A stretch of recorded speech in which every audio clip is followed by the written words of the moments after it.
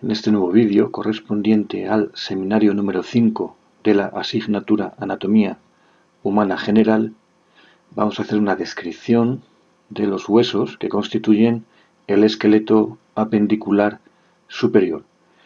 Comenzaremos por la clavícula y después seguiremos o iremos hacia distal, describiendo cada uno de los huesos hasta llegar a las falanges de las manos.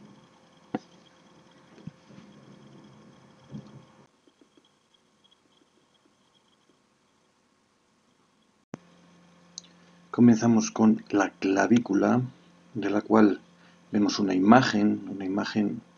visión superior craneal de la clavícula, y estamos viendo la clavícula derecha en posición anatómica. La reconocemos mejor aquí en el contexto del tórax óseo y el siguiente hueso de la extremidad superior, que es la escápula. Vemos la clavícula derecha. En principio, esta clavícula, o el hueso clavícula, es considerado un hueso largo, como se aprecia en la imagen, pero además se le considera también un hueso incurvado y también aplanado, pero fundamentalmente se clasifica como hueso largo. Como todos los huesos largos, va a tener dos epífisis o extremos y una diáfisis o cuerpo. Las epífisis o extremos que se reconocen en la clavícula son la epífisis medial y la epífisis lateral. Lo vemos mejor en el contexto del esqueleto. Esta sería la epífisis medial y esta sería la epífisis lateral. A la epífisis medial, dado que va a articular con el esternón, se la conoce también como epífisis o extremo esternal.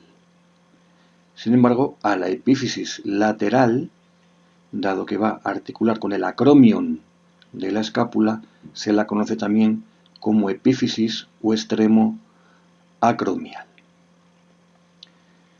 Decimos que es un hueso, además de largo, es un hueso incurvado. Se observa perfectamente cómo la clavícula presenta una doble incurvación, presenta dos curvas. Por ello, a la clavícula clásicamente se le atribuye forma de S itálica.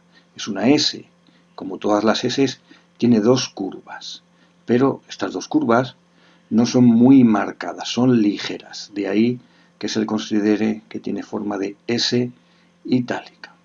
De las dos curvas que tiene en posición anatómica, la curva más medial, que sería esta de aquí, que es esta de aquí, es de convexidad anterior, Sin embargo, la curva más lateral, que sería esta, la vemos aquí, es de concavidad anterior. Repetimos esto, la curva de la S itálica, que es más medial, es de convexidad anterior, y la curva más lateral es de concavidad anterior. Decimos también que es un hueso aplanado, se le considera un hueso también aplanado, y en este caso aplanado de arriba hacia abajo, con lo cual las dos caras que va a tener van a ser una cara superior, que es la que estamos viendo aquí, y una cara inferior. Además de cara superior y cara inferior, la clavícula va a tener un borde anterior, que sería este de aquí, y un borde posterior, que sería este otro. Los reconocemos también: cara superior, borde anterior y borde posterior de la clavícula.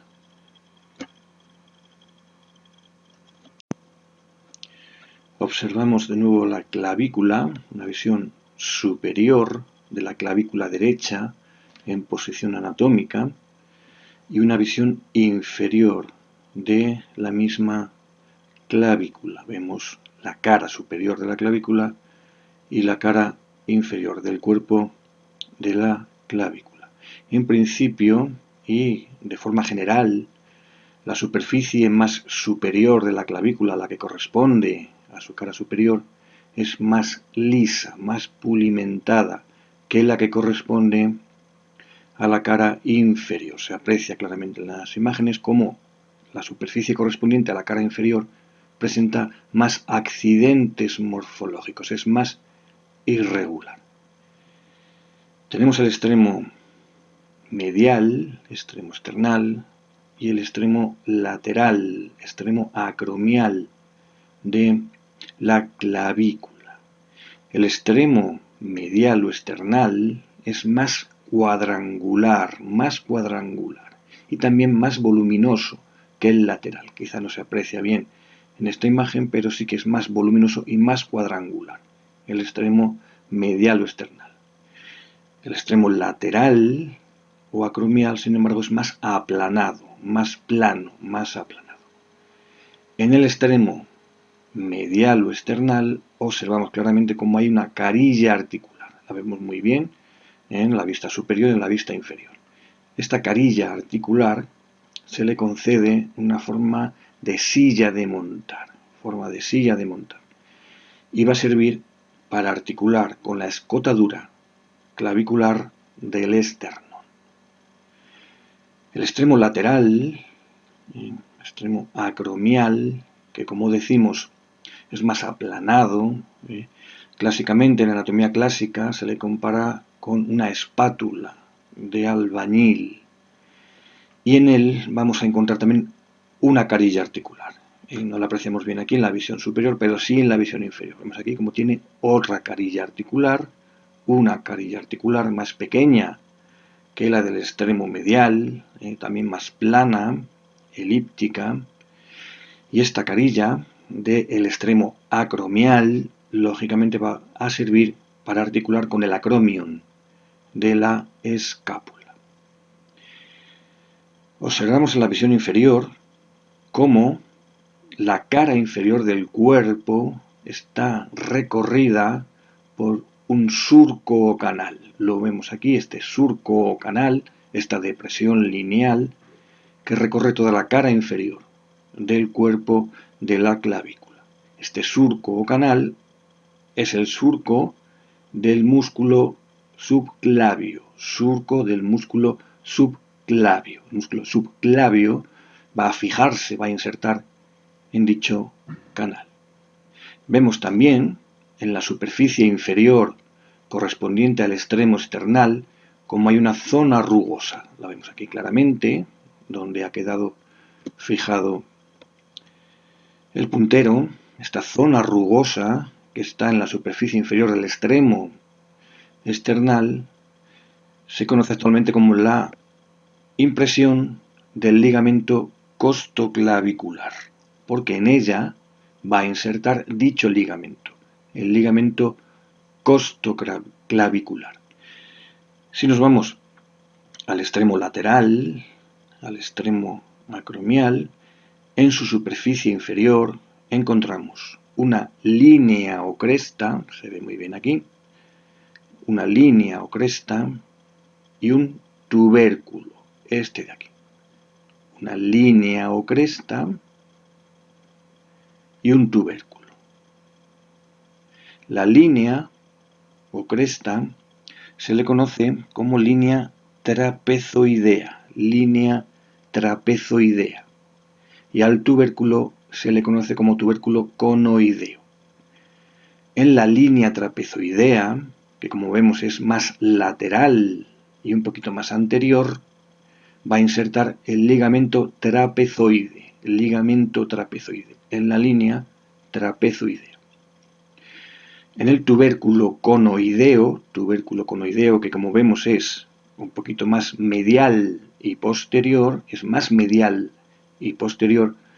como digo, en ese tubérculo conoideo va a insertar el ligamento conoide, Por tanto, línea trapezoidea para el ligamento trapezoide y tubérculo conoide para el ligamento conoide.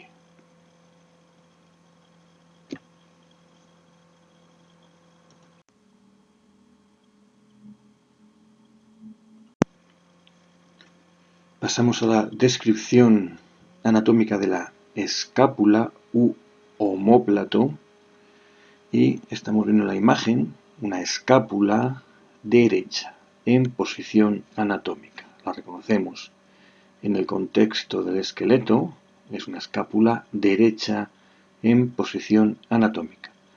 La escápula es considerado un hueso plano, se clasifica como hueso plano y es ciertamente plano. Pero además también se le considera un hueso triangular, por tanto es un hueso plano y triangular. En cuanto a hueso plano, su aplanamiento es antero-posterior, está aplanada de delante hacia detrás, con lo cual se van a distinguir en ella dos caras. Una cara anterior, que es la que estamos viendo en la imagen, y que sería esta de aquí, y una cara posterior. Además de esas caras anterior y posterior, presentará tres bordes, puesto que es un hueso triangular. Tendremos un borde superior, que lo reconocemos también aquí, un borde medial o interno, que sería este, y un borde lateral o externo, borde lateral o externo, que sería este de aquí. También, considerando que es un hueso triangular, va a presentar o se van a describir en él tres ángulos. Vamos a tener un ángulo inferior, este de aquí, que sería este de aquí. Además, vamos a tener dos ángulos superiores. Un ángulo superior y medial que sería este, que estaría aquí, y un ángulo superior y lateral, que sería este otro, y que es este de aquí. Clásicamente, al ángulo inferior se le define así o se le denomina así, ángulo inferior de la escápula, pero a los dos ángulos superiores se obvia la definición de superior y se les conoce como ángulo externo o lateral, y ángulo interno o medial. Se da por hecho de que son superiores. Entonces se hablaría de ángulo inferior, ángulo externo o lateral y ángulo interno o medial de la escápula.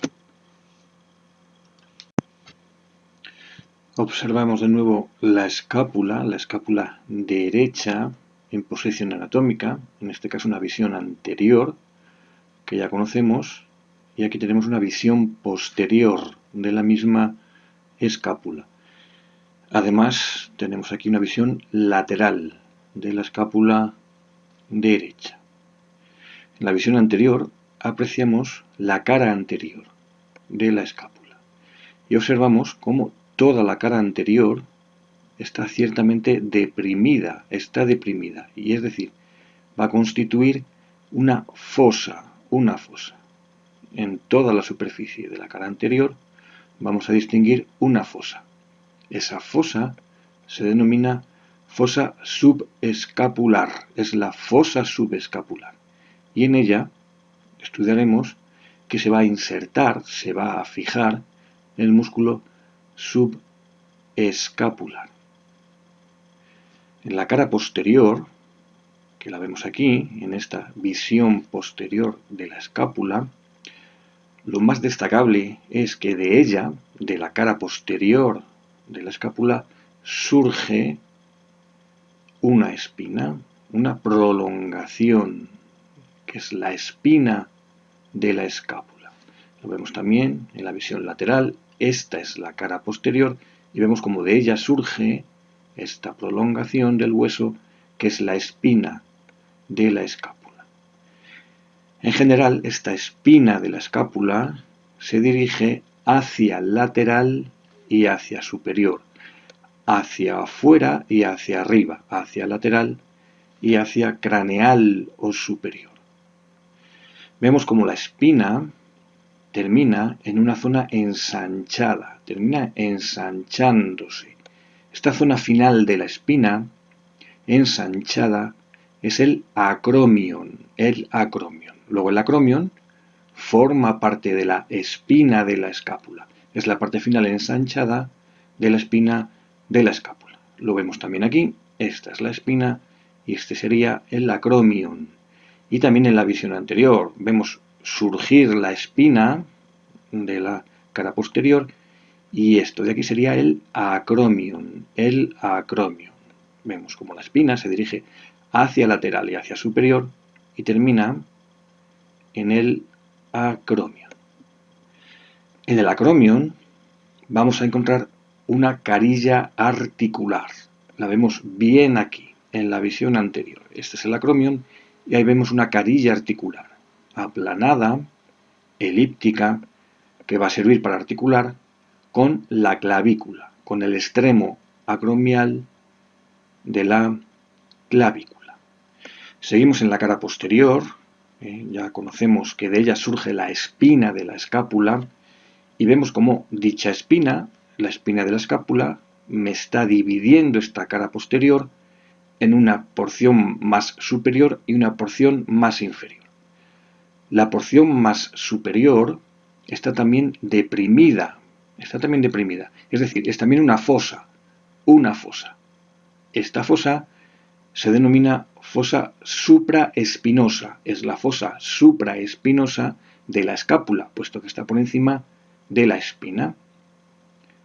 La porción más inferior también está deprimida y constituye otra fosa, que lógicamente va a ser la fosa infraespinosa de la escápula. En la fosa supraespinosa se va a fijar, va a insertar un músculo, que es el músculo supraespinoso. En la fosa infraespinosa se fijará otro músculo, que en este caso es el músculo infraespinoso. Por tanto, y en general, 3 fosas en la escápula. Una en la cara anterior, que es la fosa subescapular, y 2 en la cara posterior, la fosa supraespinosa y la fosa infraespinosa. El ángulo medial de la escápula, que sería este, no tiene ningún detalle especialmente importante, pero sin embargo el ángulo lateral, el ángulo externo, sí que los tiene.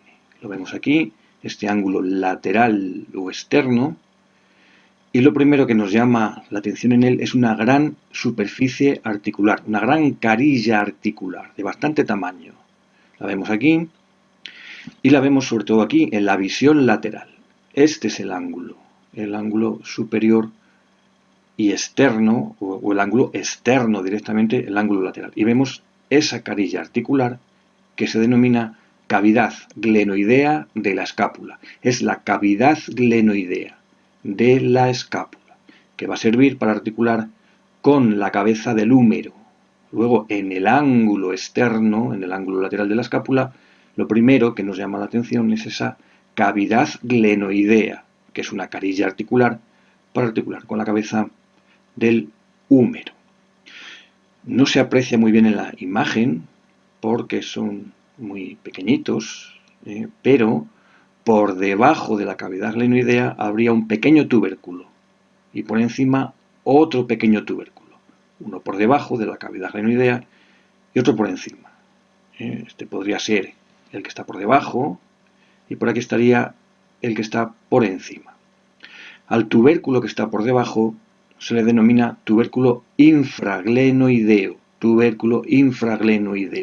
Al que está por encima se le denominará tubérculo supraglenoideo.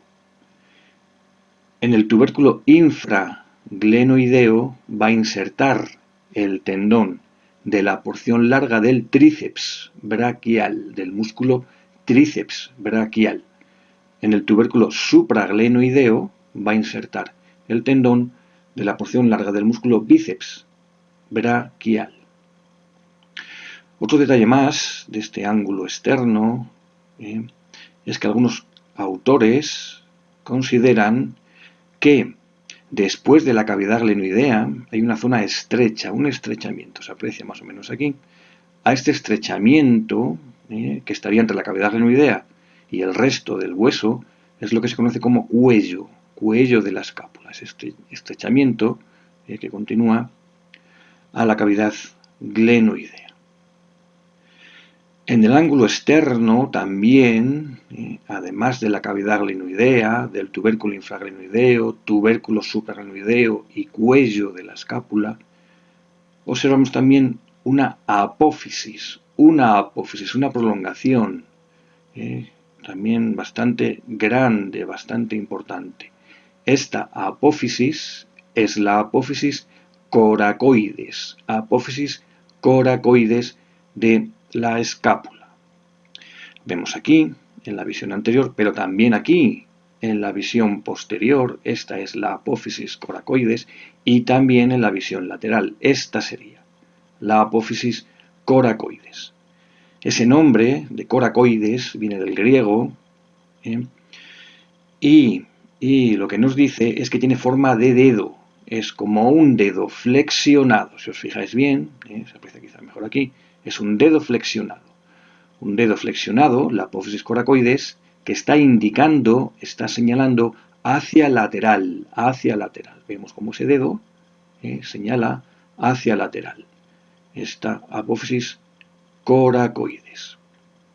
Es importante también fijarse cómo la apófisis coracoides va a quedar situada más anteriormente que el acromion. Lo vemos bien aquí. La coracoides es más anterior que el acromion y también un poquito más inferior. Vemos el acromion más posterior y superior y la apófisis coracoides más anterior e inferior. Un último detalle importante en la escápula y es que en su borde superior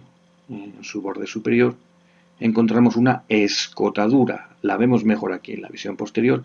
Esta escotadura, que es denominada escotadura de la escápula, es la escotadura de la escápula y se encuentra, como digo, en el borde superior, justo a continuación de la apófisis coracoides.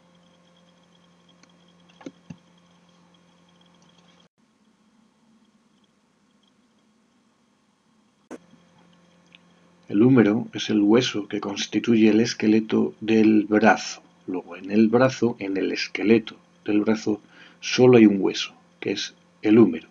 En la imagen vemos una fotografía de un húmero real, en este caso un húmero derecho, y en posición anatómica, una visión anterior del húmero derecho en posición anatómica. Lo reconocemos aquí, en el contexto del esqueleto apendicular. El húmero se clasifica claramente como un hueso largo, es un hueso largo, con lo cual tendrá dos epífisis y una diáfisis. Presenta una epífisis proximal, esta de aquí, y una epífisis distal, esta otra, y una diáfisis o cuerpo. La epífisis proximal del húmero es más voluminosa, más redondeada, y sin embargo la epífisis distal es más aplanada y también alargada. Además, la epífisis distal presenta un cierto incurvamiento hacia adelante. Lo vemos aquí en esta fotografía, una imagen lateral de la epífisis distal de un húmero, como está ciertamente incurvada hacia anterior.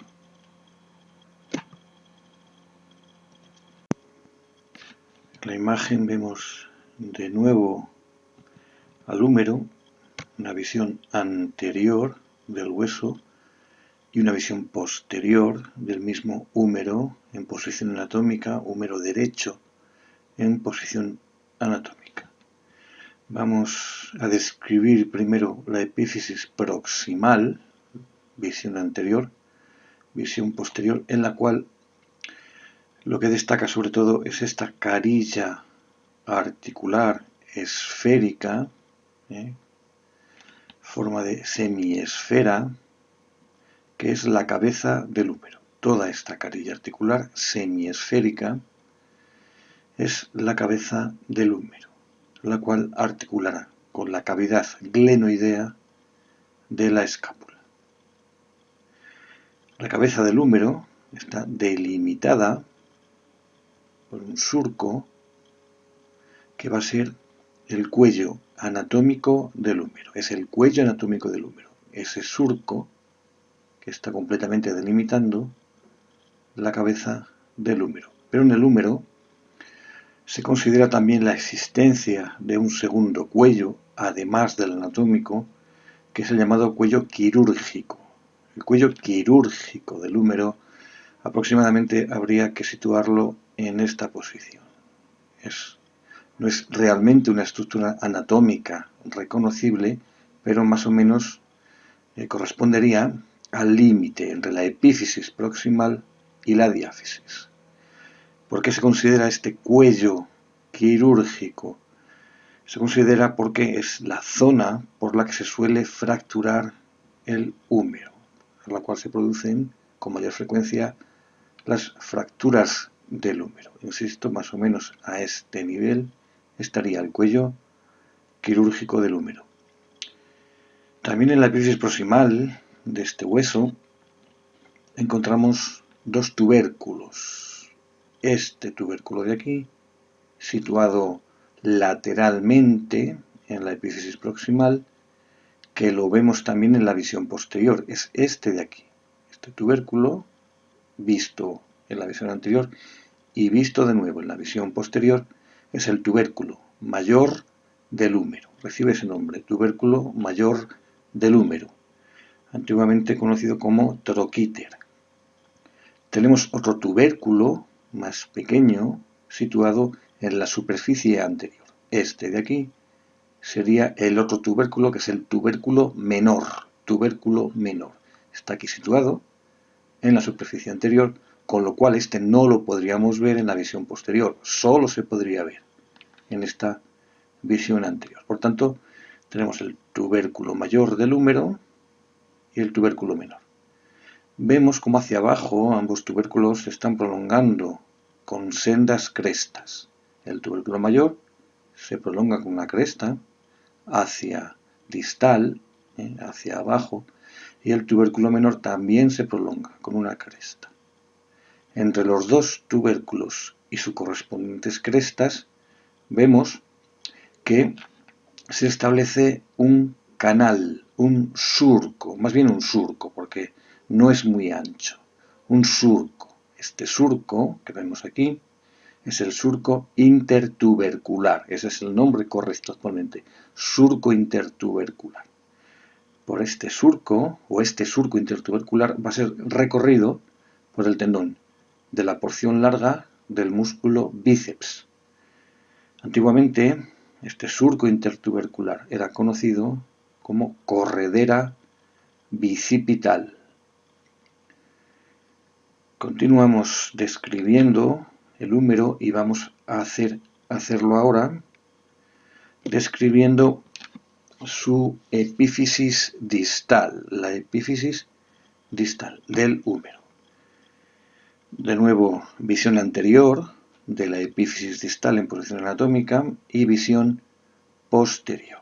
Sería un húmero derecho en posición anatómica. Lo primero que nos llama la atención en esta epífisis distal es que tiene dos superficies articulares, tiene dos carillas articulares, una más lateral, que sería esta de aquí, con forma ovoidea, forma de huevo, y otra más medial, con forma de polea. La lateral, la que tiene forma ovoidea, es el cóndilo del húmero, cóndilo del húmero. Y este cóndilo del húmero va a articular con el hueso radio, con el radio. La otra superficie que tiene forma de polea es la tróclea, tróclea humeral. Si nos fijamos bien, en la visión posterior del húmero o de su epífisis distal, solo veo la tróclea. La veo en la visión anterior y en la visión posterior, pero el cóndilo no lo veo en la visión posterior, con lo cual el cóndilo del húmero está situado muy anteriormente. La tróclea va a servir para articular con el hueso cúbito. La tróclea es para el cúbito y el cóndilo para el radio. Observamos también cómo por encima del cóndilo humeral y en la superficie anterior hay una fosa. Y del mismo modo, por encima de la tróclea humeral y en la superficie anterior hay otra fosa. Tenemos aquí una fosa y aquí otra. Esta fosa es la fosa radial, y la otra fosa, la que está por encima de la tróclea, será la fosa cubital. En la visión posterior, por encima de la tróclea, observamos otra fosa más amplia que las dos anteriores. Esta otra fosa más amplia, situada por encima de la tróclea, pero en la superficie posterior de la epífisis distal, recibe el nombre de fosa olecraneana. Fosa olecraneana. Importante también en la epífisis distal del húmero la presencia de dos tuberosidades. Una muy pequeña, por tanto más bien un tubérculo, y muy lateral, y otra más grande y muy medial. Esta pequeña y lateral es lo que se conoce como epicóndilo. Esa tuberosidad, ese tubérculo pequeño y lateral es el epicóndilo. La otra, la que es más grande y es medial, es la epitróclea. Luego tenemos el cóndilo y la tróclea, que son superficies articulares, sirven para articular con el radio y con el cúbito.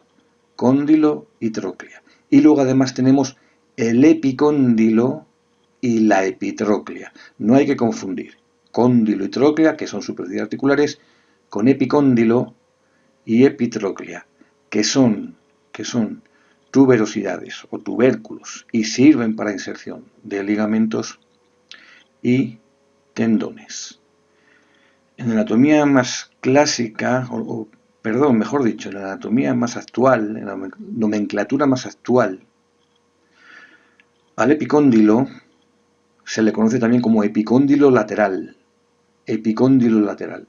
y a la epitróclea se le conoce como epicóndilo medial. Luego tenemos epicóndilo simplemente o epicóndilo lateral y epitróclea o epicóndilo medial. Es más intuitiva, más fácil la denominación de epicóndilo y epitróclea. Pero recordad que también los podemos llamar epicóndilo lateral y epicóndilo medial. Un detalle más, en esta epífisis distal del húmero y en su visión posterior, esta es la epitróclea, este es el epicóndilo medial.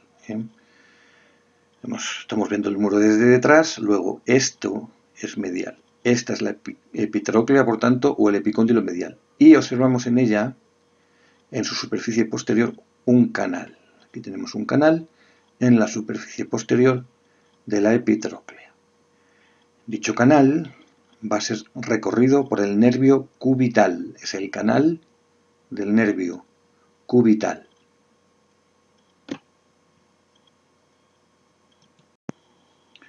Describimos ahora la diáfisis humeral, el cuerpo del húmero, que en principio hay que decir que tiene forma de prisma triangular.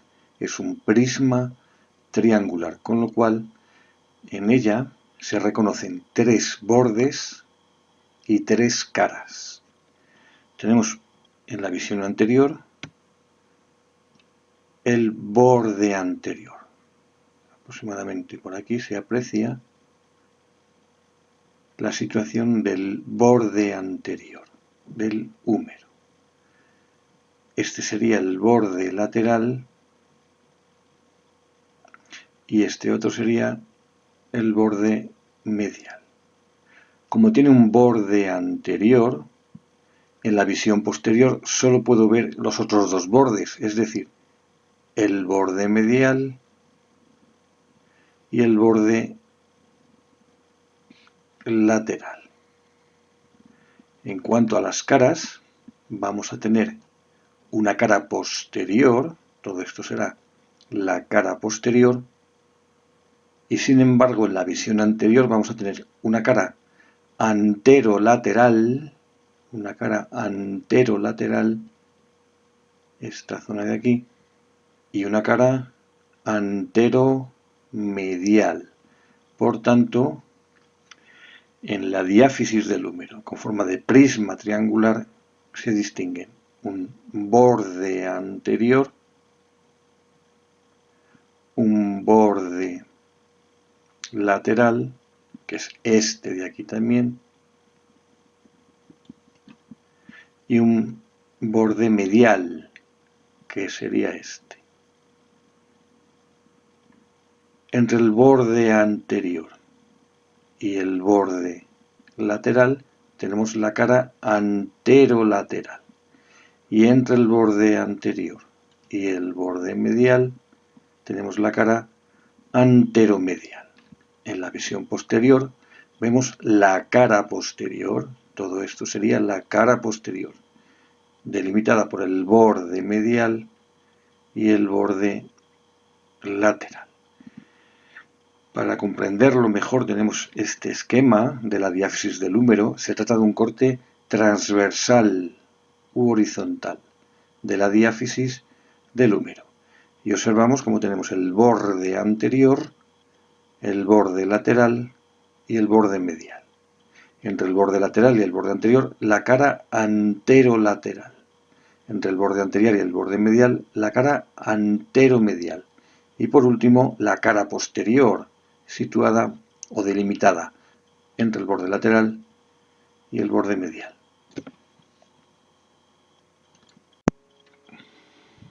Dos detalles importantes en la diáfisis humeral, en el cuerpo del húmero. Tenemos estas dos imágenes que son de Netter.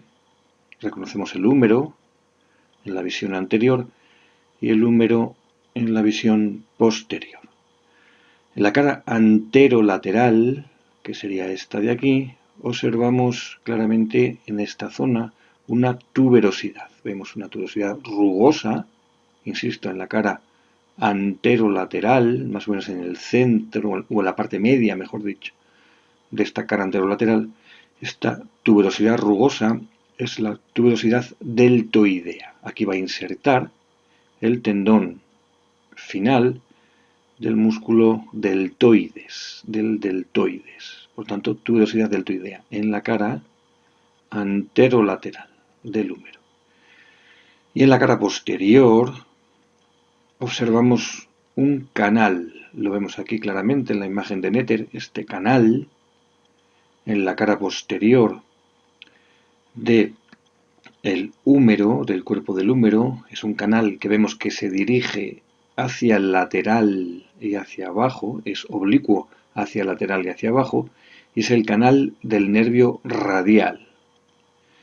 Lo va a recorrer el nervio radial, canal del nervio radial, por tanto, situado en la cara posterior del húmero, y con esa dirección oblicua hacia abajo y hacia lateral.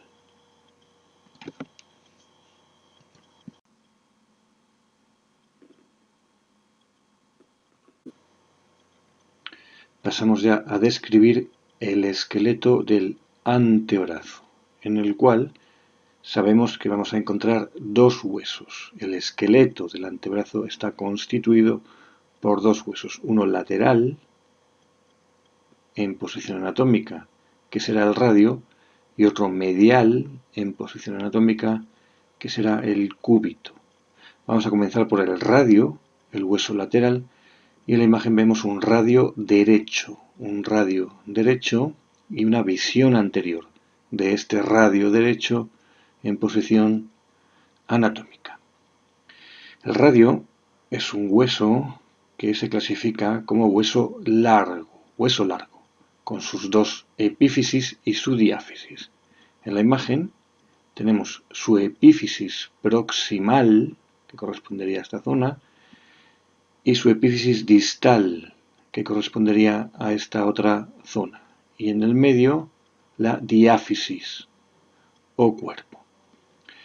La epífisis proximal del radio es fácil de reconocer porque tiene una forma aproximadamente cilíndrica. Aquí reconocemos aproximadamente un cilindro que sería la epífisis proximal del radio. A esta epífisis proximal del radio, que insisto tiene forma cilíndrica, se la conoce también como la cabeza del radio. Sería la epífisis proximal o cabeza del radio. Vemos cómo quedaría separada o delimitada de la diáfisis a través de un estrechamiento, una zona estrecha del hueso, que sería el cuello del radio. La epífisis distal del radio se diferencia de la proximal porque es más voluminosa, como vemos en la imagen, y más cuadrangular.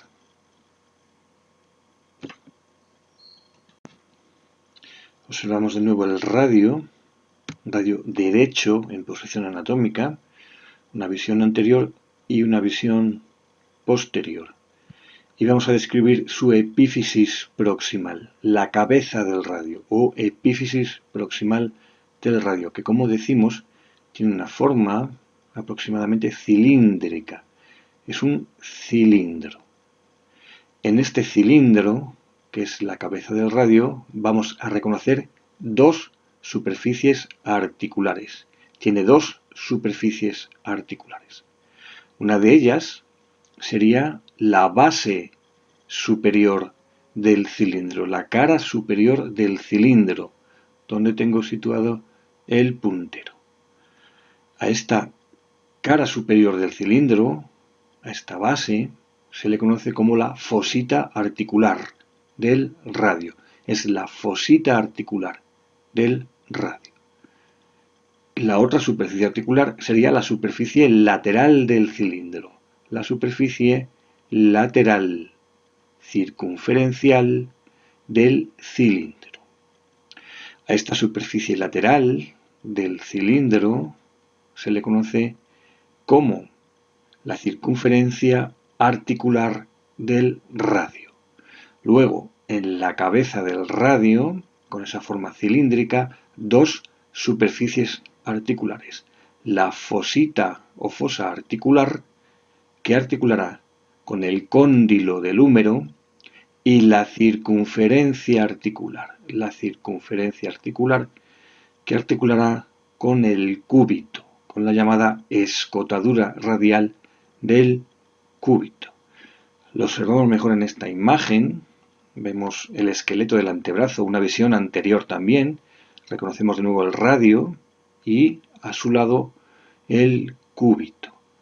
Vemos la cabeza del radio, el cilindro que es la cabeza del radio, y estamos viendo la fosita articular, que como digo, articulará con el cóndilo del húmero. Y vemos también la circunferencia articular, que efectivamente vemos cómo está articulando con el cúbito, está articulando con la escotadura radial del cúbito.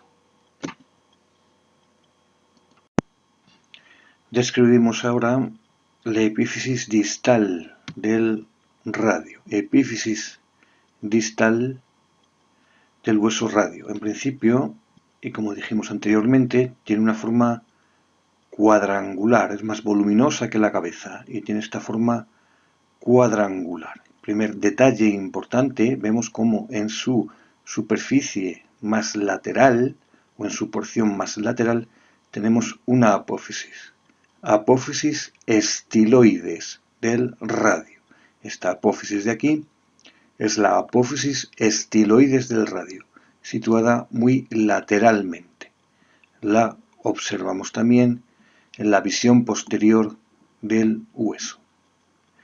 En el lado contrario, es decir, en su cara medial, que estaría aquí, en su cara medial, vamos a observar, o se observaría, no se ve bien en esta imagen, pero en su cara medial, que estaría aquí, se va a observar una superficie articular, una carilla articular que se denomina escotadura cubital del radio. La escotadura cubital del radio. Recibe este nombre porque va a articular con la cabeza del radio. Por tanto, repito esto, en la cara medial de la epífisis distal del radio encontramos la escotadura cubital del radio para articular con el cúbito. Lo vemos mejor en esta imagen, que es una visión inferior del radio. Estamos viendo la cara inferior para reconocer la imagen. Aquí tenemos la apófisis estiloides, esta sería la apófisis estiloides, esto es lateral. Y aquí tenemos el cúbito, esta es la cabeza del cúbito, esto es medial, por tanto, pues esta escotadura sería la escotadura cubital del radio, situada muy medialmente para articular con el cúbito.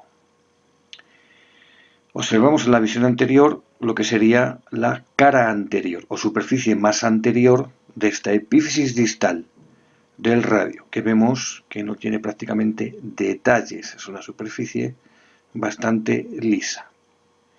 Y en la visión posterior observamos lo que sería la superficie posterior o cara posterior de la epífisis distal del radio. Esta es más irregular, como vemos, y en principio lo que llama la atención es este tubérculo rugoso, que es el tubérculo dorsal del radio.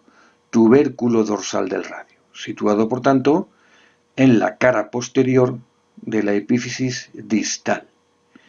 A los lados de este tubérculo dorsal, más o menos se aprecia como hay una serie de canales, pequeños surcos verticales, a un lado y al otro del tubérculo dorsal, una serie de canales verticales, como digo, de pequeños surcos verticales, que tenéis que saber que todos ellos van a ser recorridos por tendones de músculos extensores,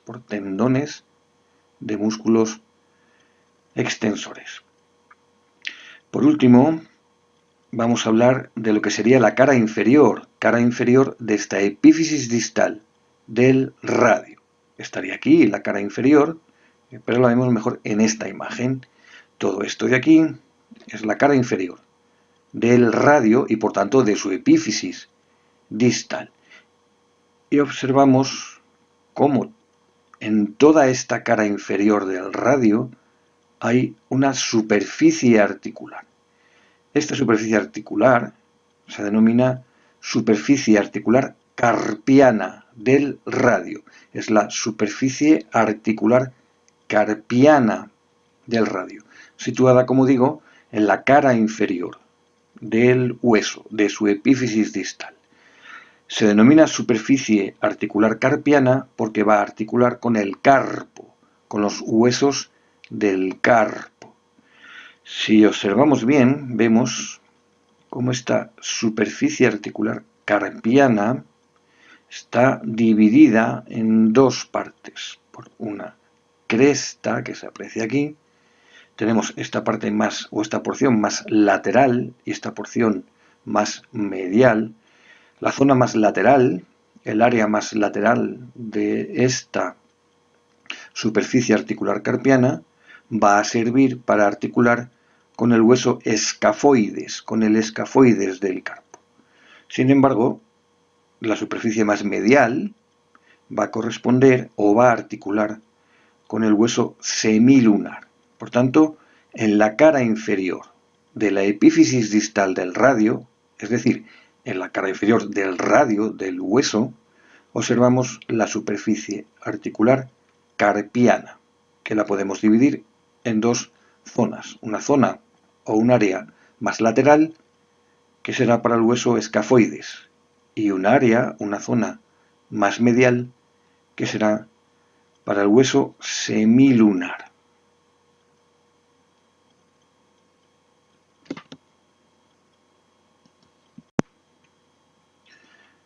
Por último, vamos a describir el cuerpo del radio, la diáfisis del radio, que en principio a esta diáfisis, a este cuerpo del radio, se le reconoce una forma de prisma triangular. Es también un prisma triangular, al igual que lo era la diáfisis del húmero. Pero el prisma triangular del radio estaría orientado de una forma diferente en el espacio. Como prisma triangular que es, vamos a reconocer en él 3 bordes y 3 caras. En la visión anterior apreciamos aquí su borde anterior del radio. Y observaríamos también lo que sería el borde posterior. Luego, borde anterior y borde posterior. El tercer borde del radio sería el borde medial, que sería este. Recordad que este radio está en posición anatómica. Por tanto, borde medial, borde anterior y borde posterior. En la visión posterior apreciamos el borde posterior, aquí solo apreciamos el borde posterior y el borde medial. Entre el borde anterior y el borde posterior tendremos la cara lateral del radio. Entre el borde anterior y el borde medial tendremos la cara anteromedial, y entre el borde posterior y el borde medial tendremos la cara posteromedial. Todo esto sería la cara posteromedial del radio. Lo observamos quizás mejor aquí en el esquema. Es un corte horizontal transversal de la diáfisis del radio y observamos su borde anterior, su borde posterior y su borde medial. Entre el borde anterior y el borde posterior, la cara lateral del radio. Entre el borde anterior y el borde medial, la cara anteromedial. Y entre el borde medial y el borde posterior, la cara posteromedial. Un detalle importante en esta diáfisis del radio y es esta tuberosidad, esta zona rugosa y elevada, la tuberosidad que observamos aquí, que se denomina tuberosidad radial.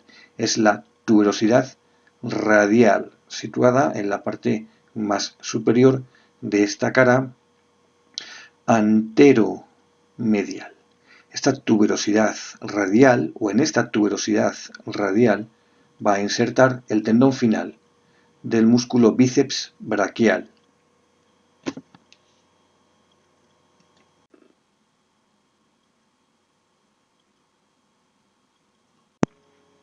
Pasamos ya a describir el otro hueso del esqueleto del antebrazo, que es el cúbito. Cúbito, que como sabemos es el hueso medial, hueso situado medialmente en el esqueleto del antebrazo. Vemos una imagen del cúbito, una visión anterior de un cúbito derecho y en posición anatómica. El cúbito es también un hueso largo, se clasifica como hueso largo y como siempre ya sabemos que va a tener una epífisis proximal, esta de aquí, que la reconoceríamos en esta zona, en el esqueleto apendicular, y una epífisis distal, que estaría por aquí. Entre las dos tenemos el cuerpo o diáfisis del cúbito. La epífisis proximal del cúbito es más voluminosa que la distal y clásicamente se la equipara con una llave inglesa. En algunos libros clásicos de anatomía se la equipara o se la asemeja con una especie de llave inglesa. La epífisis distal del cúbito, como digo, es menos voluminosa y en conjunto se la conoce como cabeza, sería la cabeza del cúbito, su epífisis distal.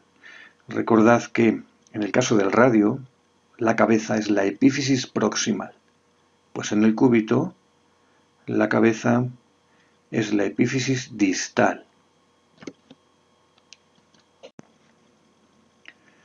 La epífisis proximal del cúbito, como decimos, es más voluminosa que la distal, y clásicamente, lo vemos aquí en esta visión lateral, se asemeja a una llave inglesa. Tenemos una visión anterior del cúbito derecho, una visión posterior y, como digo, una visión lateral.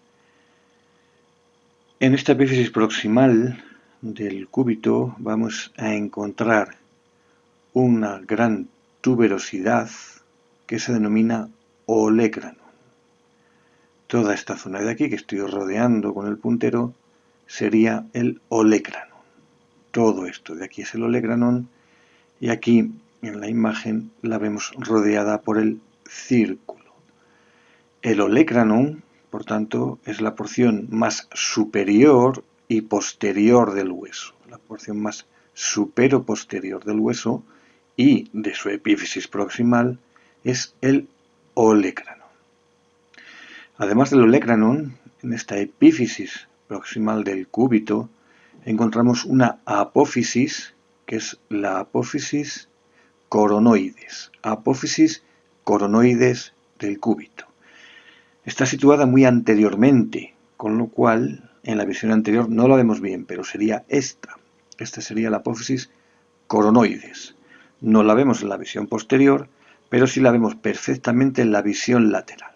Todo esto de aquí sería la apófisis coronoides, que vemos rodeada por el círculo. Por tanto, y de momento, epífisis proximal del cúbito, hay que saber reconocer el olecranon y la apófisis coronoides. Además de olecranon y apófisis coronoides, en la epífisis proximal del cúbito vamos a encontrar dos superficies articulares, dos carillas articulares. Una de ellas se denomina escotadura troclear, es la escotadura troclear del cúbito.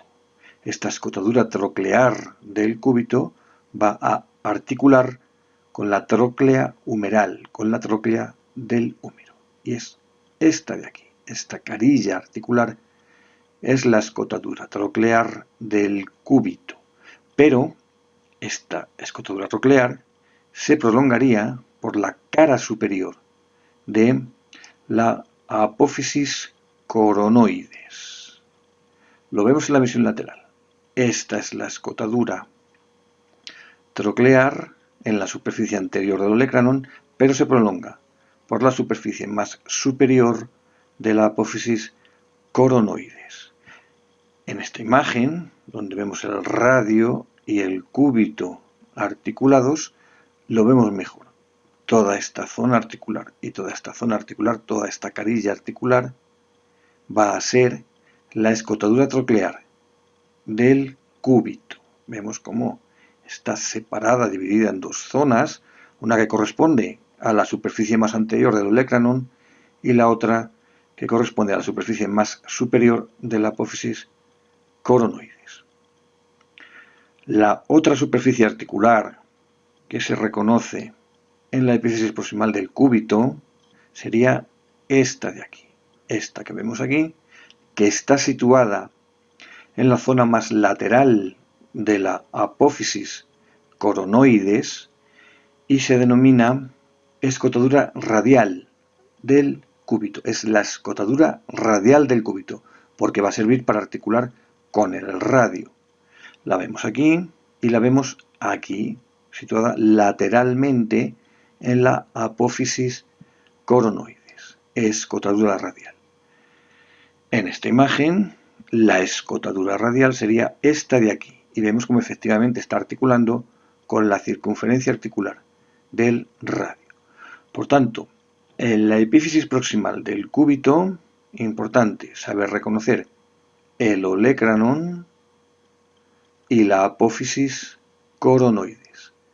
Además, tenemos dos carillas articulares, la escotadura troclear y la escotadura radial del cúbito.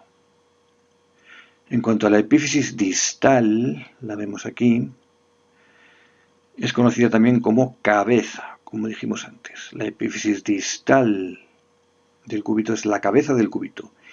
y en ella distinguimos una carilla articular denominada circunferencia articular del cúbito. Esta carilla que vemos aquí, que la vemos también aquí en la visión lateral, es la circunferencia articular del cúbito. Dicha circunferencia articular del cúbito va a articular con el radio. Vemos aquí, sería esta la circunferencia articular, como está articulando con el radio. Además de la circunferencia articular, importante también en esta cabeza del cúbito, esta apófisis, que es la apófisis estiloides del cúbito. La vemos aquí, apófisis estiloides del cúbito, aquí también la vemos y la vemos aquí.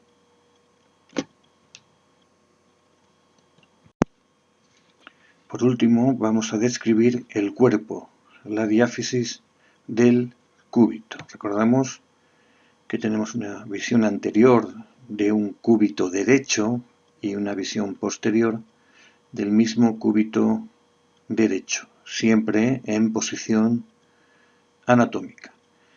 Al igual que el radio y el húmero, la diáfisis del cúbito tiene forma de prisma triangular. Se le atribuye una forma de prisma triangular, que sin embargo va a estar orientada, o va a estar orientado este prisma triangular de una forma distinta al radio y distinta también al húmero. Como es un prisma triangular, vamos a reconocer tres bordes y tres caras. En primer lugar, y en la vista anterior, vemos este borde, que sería el borde lateral del cúbito, que también lo reconocemos en la visión posterior y sería este de aquí, el borde lateral.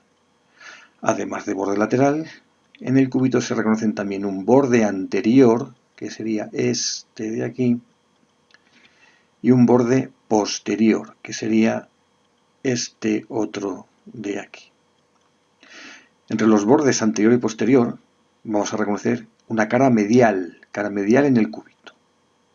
Entre el borde lateral y el borde anterior vamos a distinguir una cara anterolateral. Toda esta superficie es la cara anterolateral. Y entre el borde lateral y el borde posterior vamos a distinguir una cara posterolateral. Tenemos de nuevo un corte horizontal, en este caso del cúbito, de la diáfisis del cúbito, y vemos la orientación en el espacio. Tenemos la cara medial, en posición anatómica, la cara anterolateral, entre el borde lateral y el borde anterior, la cara posterolateral, entre el borde lateral y el borde posterior, y como digo, la cara medial, entre el borde anterior y el borde posterior. Un detalle más de esta diáfisis del cúbito, vemos como en su cara anterolateral y en su parte más superior hay una zona rugosa, esta zona rugosa de aquí, que se conoce como tuberosidad cubital. Es la tuberosidad cubital, insisto, situada en la parte más superior de la cara anterolateral. En esta tuberosidad cubital o tuberosidad del cúbito va a insertar el músculo braquial anterior. En esta diapositiva vamos a hacer un repaso de las diáfisis del húmero, el radio y el cúbito y de los diferentes bordes y caras que presentan. Recordamos que los tres huesos tienen forma de prisma triangular y vemos en los esquemas unos cortes horizontales o transversales de las diáfisis, con lo cual al cortar un prisma triangular de una forma horizontal, lo que voy a observar es un triángulo. Aquí tenemos el húmero y en el húmero, recordad, en posición anatómica, como reconocíamos una cara posterior, porque tenía un borde lateral y un borde medial. El tercer borde es un borde anterior, con lo cual las otras dos caras serán una cara anterolateral y una cara anteromedial. Reconocemos aquí el radio, hueso lateral del antebrazo, y el cúbito, hueso medial del antebrazo, cortados de forma horizontal y en posición anatómica.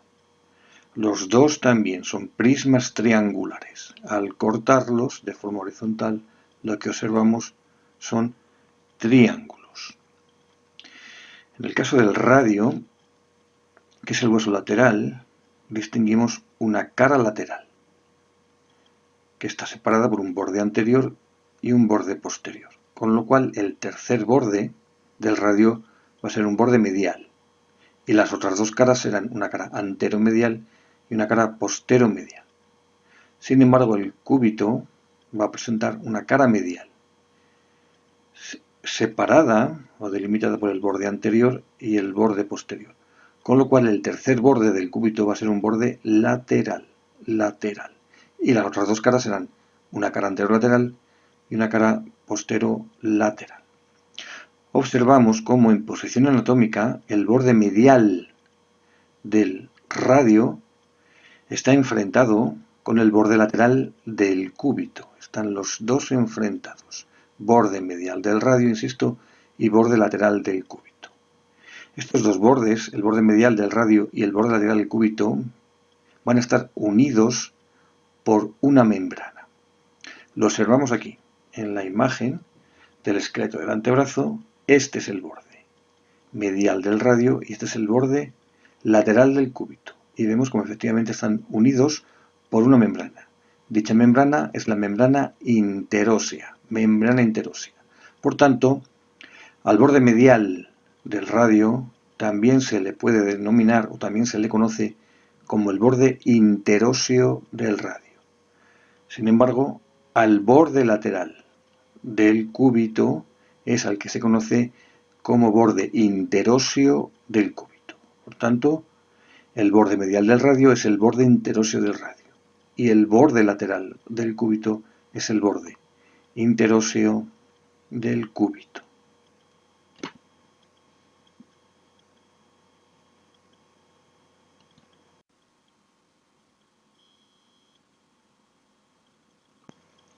Pasamos ya a describir el esqueleto de la mano.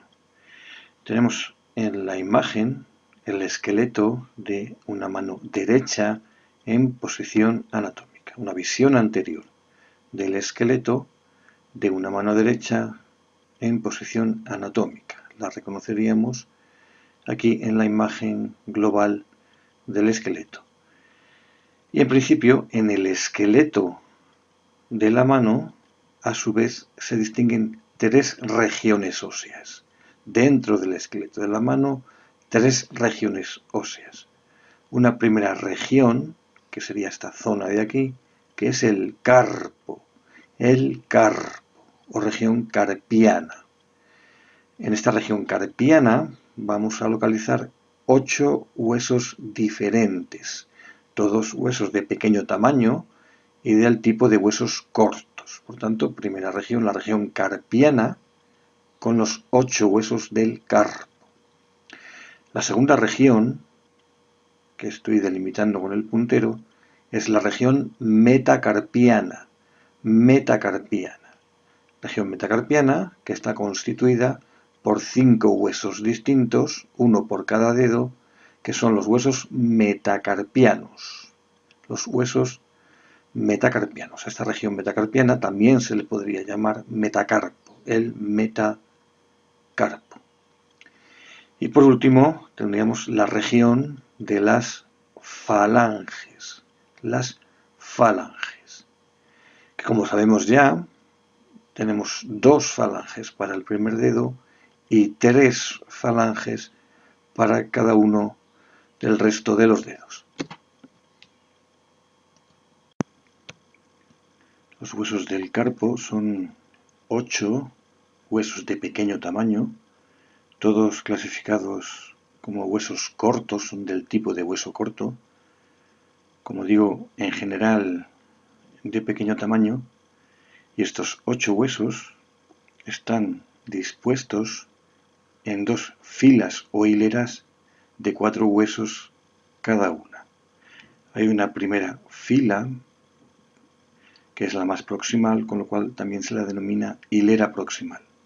Por tanto, primera fila del carpo o hilera proximal del carpo, en la cual se incluyen 4 huesos que los vamos a señalar en la imagen de lateral hacia medial.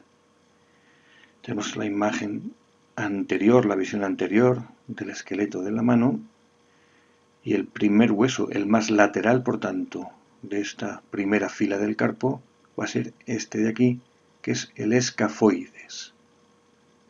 A continuación tendríamos el semilunar, después el hueso piramidal y por último, situado delante del piramidal, estaría el hueso pisiforme. Importante este detalle, el pisiforme está delante del piramidal. Esos 4 huesos constituirían la primera fila, la hilera proximal o fila proximal del carpo. La segunda fila o hilera distal estaría constituida también, por tanto, por otros 4 huesos. Los vamos también a señalar en la imagen y también de lateral hacia medial. El primero de ellos sería este de aquí, que es el trapecio, hueso trapecio, que será el más lateral de la fila o hilera distal. Seguiríamos con el trapezoide, luego el hueso grande y por último el hueso ganchoso que presenta una apófisis en forma de gancho que vemos aquí y por eso recibe este nombre. Tenemos también la visión dorsal del esqueleto de la mano, es una mano derecha, al igual que esta. Mano derecha, posición anatómica, pero visión dorsal o posterior, la estamos viendo desde detrás. Y vamos a señalar de nuevo a los huesos del carpo. También vamos a ir de lateral hacia medial y también comenzaremos por la primera fila o hilera proximal y después la segunda fila o hilera distal. Este hueso de aquí sería escafoides, este sería semilunar y este es el piramidal. En este caso, el pisiforme no lo vemos porque está delante del piramidal y esta es una visión posterior. En la segunda fila tendríamos trapecio, trapezoide, grande y ganchoso. No vemos el gancho ahora porque el gancho es bastante anterior.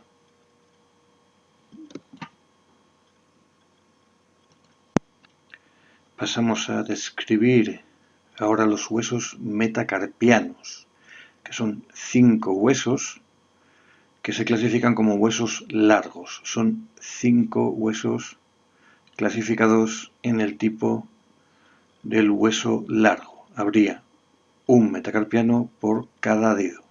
Tenemos esta imagen, que es una visión anterior de la mano derecha en posición anatómica. Por tanto, este sería el primer dedo y por tanto este sería el primer metacarpiano. Este sería el segundo metacarpiano, tercer metacarpiano, cuarto y quinto metacarpiano. En general, el metacarpiano de mayor longitud es habitualmente el segundo, como se aprecia en la imagen, y el de menor longitud, el primer metacarpiano.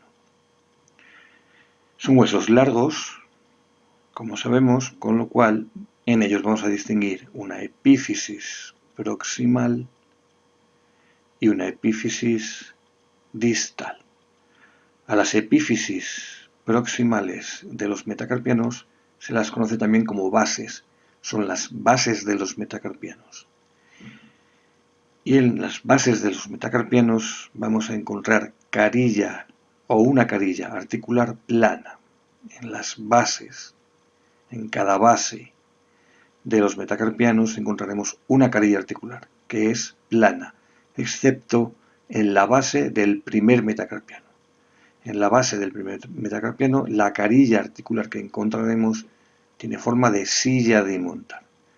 Por tanto, en las bases de los metacarpianos, carillas articulares planas, excepto en el primer metacarpiano, que tiene una carilla articular en forma de silla de montar. Las epífisis distales se las conoce también como cabezas. Son las cabezas de los metacarpianos. Y como se aprecia en la imagen, en general, todas ellas tienen una carilla articular de forma esférica. En cuanto a las diáfisis, los cuerpos de los metacarpianos, hay que decir que tienen forma de prisma triangular. Son prismas triangulares con un borde anterior, se aprecia bastante bien en la imagen, y una cara posterior. Observamos también sobre la cabeza del primer metacarpiano, en la superficie anterior de la cabeza del primer metacarpiano, la presencia de dos pequeños huesos que son huesos sesamoideos. Estos dos huesos sesamoideos, como digo, a esta altura, a la altura de la cabeza y en la superficie anterior del primer metacarpiano, prácticamente todos los individuos los presentan.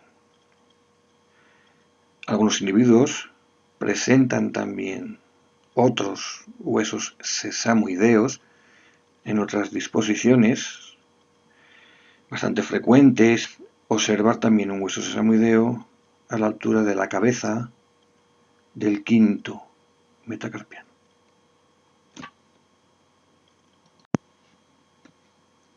Por último, vamos a describir las falanges, de las cuales hay un total en cada mano de 14 falanges, puesto que hay 3 por cada dedo, excepto en el primer dedo, en el cual solo hay 2 falanges. La denominación de las falanges de cada dedo sería según su posición anatómica. Así tendríamos falange proximal, falange media y falange distal. Y así en cada uno de los 4 últimos dedos, excepto en el primero, en el cual al haber solo 2 falanges, tendremos una falange proximal y una falange distal. Las falanges, al igual que los metacarpianos, son huesos largos. También distinguimos en ellos una epífisis proximal o base y una epífisis distal o cabeza. En el caso de las falanges proximales, en sus bases vamos a encontrar una carilla articular en forma de cavidad glenoidea. Esa cavidad glenoidea se adaptará a las cabezas esféricas de los metacarpianos. En las cabezas de las falanges proximales, lo que encontraremos será una superficie articular en forma de tróclea o polea. Una superficie articular troclear en forma de tróclea, se aprecia muy bien en la imagen, o polea. Las diáfisis, es decir, los cuerpos de las falanges proximales, son de forma semicilíndrica, son aproximadamente semicilindros. Las falanges medias o intermedias, de las cuales solo hay 4, la del quinto dedo, la del cuarto, la del tercer y la del segundo dedo, en sus bases presentan escotaduras trocleares. La superficie articular que presentan en sus bases son escotaduras trocleares, que se adaptarán a las trócleas de las cabezas de las falanges proximales. En las cabezas de estas falanges medias o intermedias encontraremos de nuevo trócleas, superficies articulares en forma de tróclea. Los cuerpos o diáfisis de estas falanges medias o intermedias son también semicilíndricos. Repetimos, por tanto, falanges medias o intermedias, en sus bases escotaduras trocleares y en sus cabezas trócleas. Sus cuerpos de forma semicilíndrica. Y por último tenemos las falanges distales, la del quinto dedo, la del cuarto, la del tercer dedo, la del segundo dedo y la falange distal del primer dedo. También huesos largos, y en sus bases encontraremos escotaduras trocleares que se adaptarán a las trócleas de las cabezas de las falanges medias. En sus cabezas no encontraremos lógicamente una carilla articular, puesto que ya no hay más huesos a continuación, con lo cual lo que encontramos en las cabezas de las falanges distales son tubérculos, que se denominarían tubérculos de las falanges distales o tubérculo de la falange distal.